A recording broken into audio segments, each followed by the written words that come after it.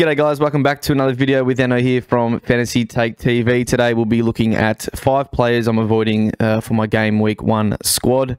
I'll preface this whole video by saying it's mostly players or looked for players with 10% ownership or higher, so it's really easy to slate and write off lower owned players, but I want to look at some reasonably owned players, and also it's only for the start of the season in the game week 1 squad and not an indicament on the whole season. These players, I'm not writing them off for 38 game weeks. I'm just writing them off to begin with. So a lot of these guys I can still see getting into my team at some point, but a couple of them also probably not.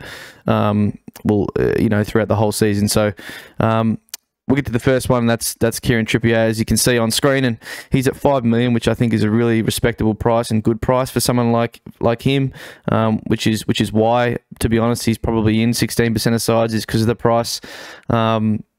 He missed 13 games at sort of the end of last season with a foot fracture. He came into the team in January. They signed him in January from Atletico. His stats for last season, it was only, I think, five games, and it was 0.15 goal involvement per 90 non-penalty, and that's not really up there with the most, but again, it's a small sample size, and looking back at his sort of seasons with the Spurs a few years ago is probably a better indication. I think it was sort of around, your mid 0.25 sort of area, which is a bit better, and it's probably what I expect him to get this season, and maybe even a little bit more.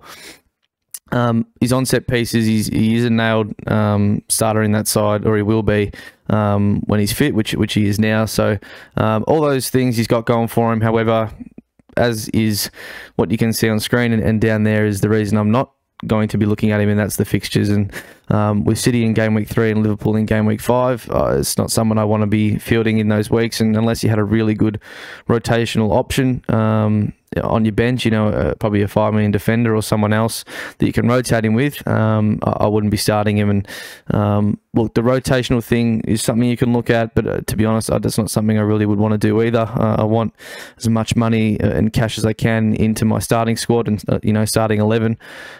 So he is not someone that I'm looking to start with, but they do get quite good, their fixtures post that game week 5. They get that Crystal Palace at home, West Ham away, but then it's the Bournemouth, Fulham and Brentford sort of 3-week stretch they get from game weeks 8 to 9, where I might be looking at someone like a Trippier, maybe on the first wild card that we pull. So yeah, I think he's a great pick this year, just not someone I want to start with for game week 1. Next is Bruno Guimaraes. So look, same reason really at the end of the day as to why I'm avoiding him to begin with, but I think there's also a couple of other things that I want to sort of see with him to start the season. He coming in at 6 million, and he's owned in 17% of sides, so even a bit more than Trippier. And his goal involvement per 90 non-penalty was 0.38 last season, which is decent, but not sort of up there with the best. I think he sort of sat for shots in the box and chances created around sort of that 25th area, I want to say, looking at the table. So it's pretty good. It was sort of near like your Conor Gallagher's, that sort of area, whereas you've got other options like Martinelli and those other guys, even Rashford, guys like that in the past that have been a lot higher than that.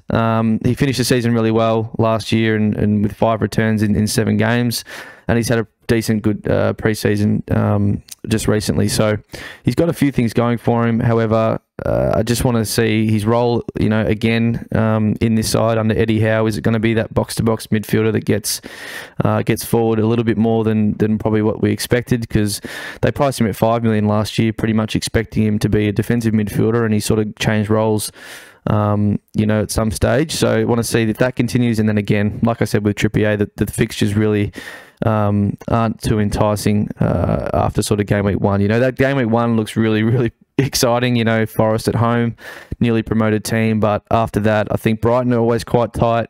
Obviously, City, Wolves are always pretty good defensively, and then Liverpool as well. I just don't like those fixtures too much. So that's what I'll be avoiding, but obviously, definitely someone I will be looking at and monitoring for maybe that first wild card.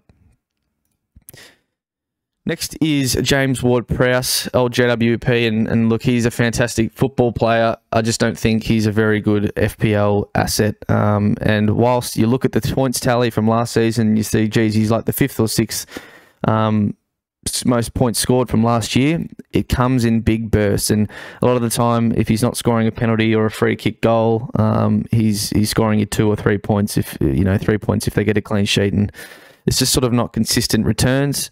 He is nailed. He's on pens and set pieces pretty much, as I said.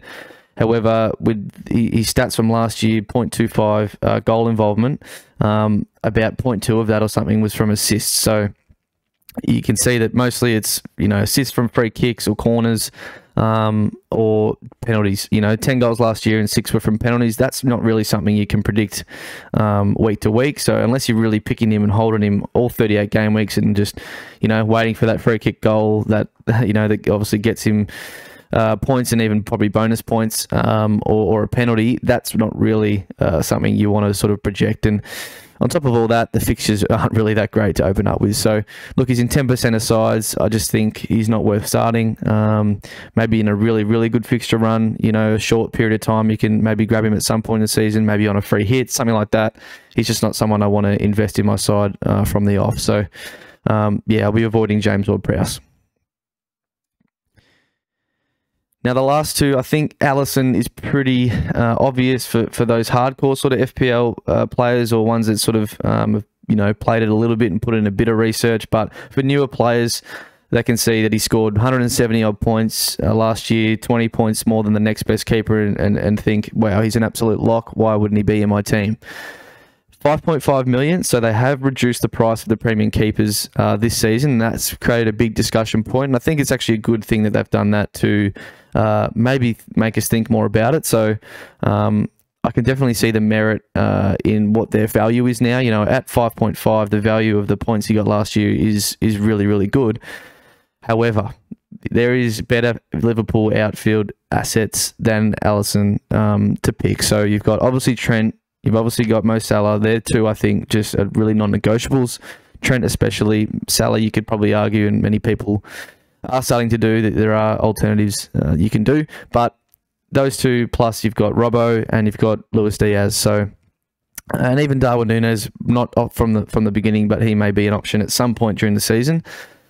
It's just a reason to not pick Alisson. So you can only obviously have 3 players from one team, and I think it's better off picking 3 outfield Liverpool players. They're a really attacking team. They scored a lot of goals, and they did get the most clean sheets last year. So players like Trent, Robbo, I think are better than Alisson. And of course, he's cheaper than them, but I think you find the million and a half to Robbo, and you go with him instead, and just get a different keeper. I think the upside is better. I think other keepers can sort of match Alisson, even just for periods. Of course, across the whole season they won't. But if you time it right with different keepers throughout the year, I think you'll find that the difference is not that great at the end of the day. So, yes, he did have the most clean sheets last year, equal with Edison.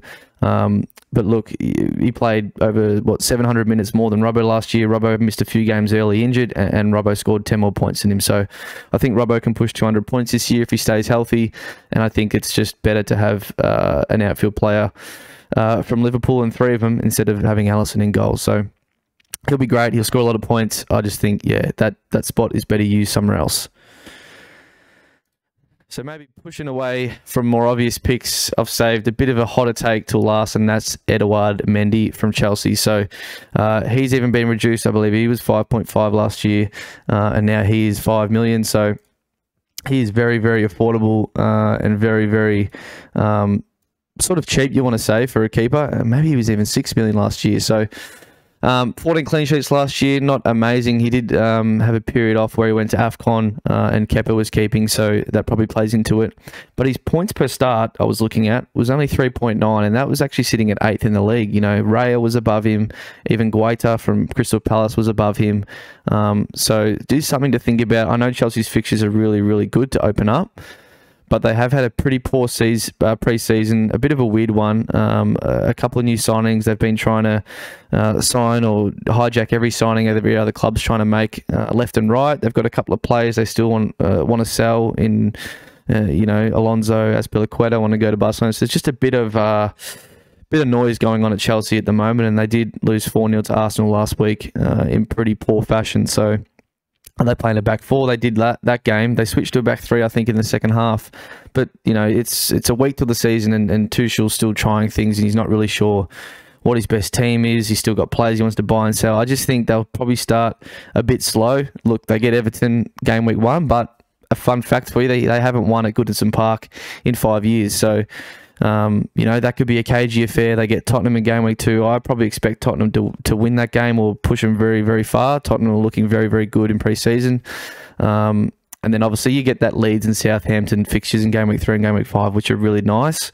But I think Mendy is someone that I just think I'd prefer to go either a 4.5 keeper or go to a 5.5 in Alisson, and not really stick in the middle there with Mendy. So I think they might struggle to begin with. They've got Koulibaly just coming in. They probably still need to sign another centre back. You know, are they set on a back five? I think they will be, but I prefer to pick either James or Chilwell than Mendy.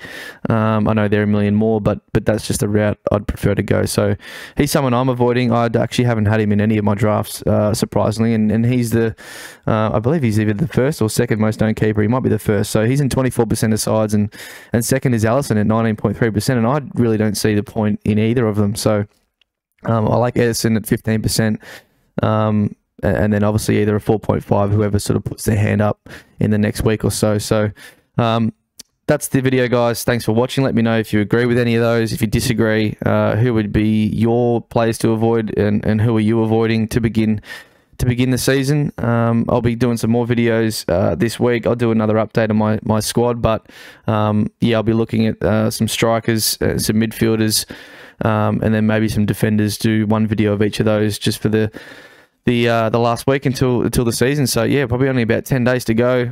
Pretty excited for that kickoff.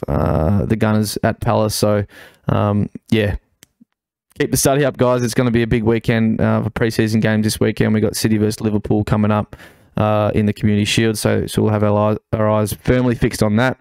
And yeah, thanks for watching, guys. We'll see you on the next one. Cheers. Got the mojo deals, we been tripping like the 80s. Pulling out the coupe at the light.